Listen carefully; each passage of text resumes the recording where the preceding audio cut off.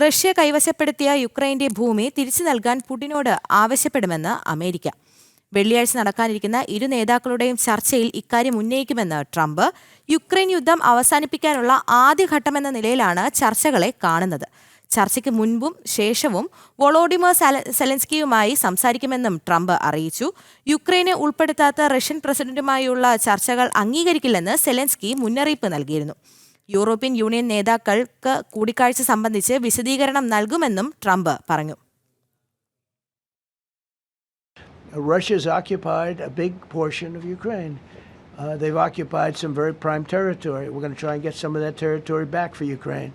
But they've taken some very prime territory. They've taken largely ocean, in real estate we call it oceanfront property. That's always the most valuable property. Jose തുടരുന്നു. ഐസൺ വിവരങ്ങൾ.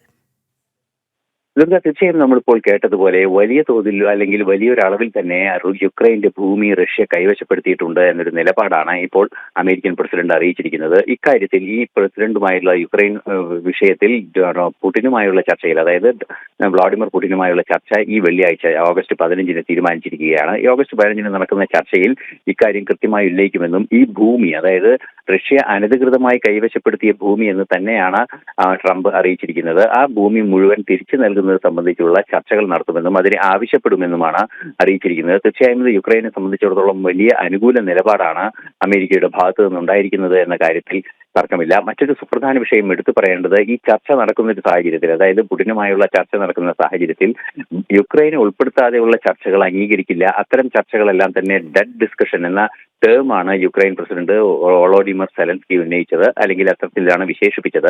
മാത്രമല്ല European union രാജ്യങ്ങളും അതുപോലെ തന്നെ European യൂണിയന് പുറത്തുള്ള European രാജ്യങ്ങളും എല്ലാം തന്നെ ഇക്കാര്യത്തിൽ ഒരു അനുകൂല നിലപാട്, യുക്രൈൻ അനുകൂല നിലപാട് സ്വീകരിക്കുകയും ചെയ്തിരുന്നു. ഈ ഒരു പശ്ചാത്തലത്തിൽ കൂടിയാണ് ഇത്തരത്തിൽ ഭൂമി ഏറ്റെടുക്കുന്നത് സംബന്ധിച്ച്, ഭൂമി തിരിച്ചു നൽകുന്നത് സംബന്ധിച്ച് പുടിനുമായി ചില ചർച്ചകൾ നടത്തും, അല്ലെങ്കിൽ അതിനുള്ള നിർദ്ദേശങ്ങൾ നൽകുമെന്ന് അറിയിച്ചത്. മാത്രമല്ല സെലൻസ്കിയെ ഉൾപ്പെടുത്താത്ത ചർച്ച എന്ന ആരോപണത്തെ പ്രതിരോധിക്കുന്നതിന് കൃത്യമായ നിലപാടും ട്രംപ് അറിയിക്കുന്നുണ്ട്. ചർച്ചയ്ക്ക് മുൻപും ചർച്ചയ്ക്ക് ശേഷവും അതിനിടവേളകളിലും വൊളോഡിമർ സെലൻസ്കിയുമായി സംസാരിക്കുമെന്നും ട്രംപ് പറയുന്നുണ്ട്. മാത്രമല്ല യൂറോപ്യൻ യൂണിയൻ രാജ്യങ്ങളിലെ, നേരത്തെ ദുർഗ സൂചിപ്പിച്ചതുപോലെ യൂറോപ്യൻ യൂണിയൻ രാജ്യങ്ങളിലെ നേതാക്കളെയും ഇക്കാര്യം കൃത്യമായി ബോധ്യപ്പെടുത്തുമെന്നും അറിയിക്കുന്നുണ്ട്. അതായത് ഏകപക്ഷീയമായിരിക്കില്ല ചർച്ച പുടിനുമായി ട്രംപ് നടത്തുക എന്നാണ് ഇതിൽ നിന്നെല്ലാം തന്നെ വായിച്ചെടുക്കാൻ സാധിക്കുന്നത്. തീർച്ചയായും ഏകപക്ഷീയമല്ലാത്തൊരു ചർച്ചയാണെങ്കിൽ സ്വാഭാവികമായും യൂറോപ്യൻ യൂണിയന്റെ ഭാഗത്തു നിന്നും അതുപോലെ തന്നെ യുക്രൈന്റെ തന്നെ ഭാഗത്തു നിന്നും ഒരു അനുകൂല നിലപാട് ഈ പുടിനുമായുള്ള ചർച്ചകളിൽ ഉണ്ടാക്കിയെടുക്കാമെന്ന ഒരു കൃത്യമായ ബോധ്യം തന്നെയാണ് ട്രംപിന്റെ ഭാഗത്തു നിന്ന് ഇത്തരത്തിലൊരു നിലപാടിനെ പ്രേരിപ്പിച്ചിരിക്കുന്നത് എന്നാണ് മനസ്സിലാക്കാൻ സാധിക്കുന്നത്.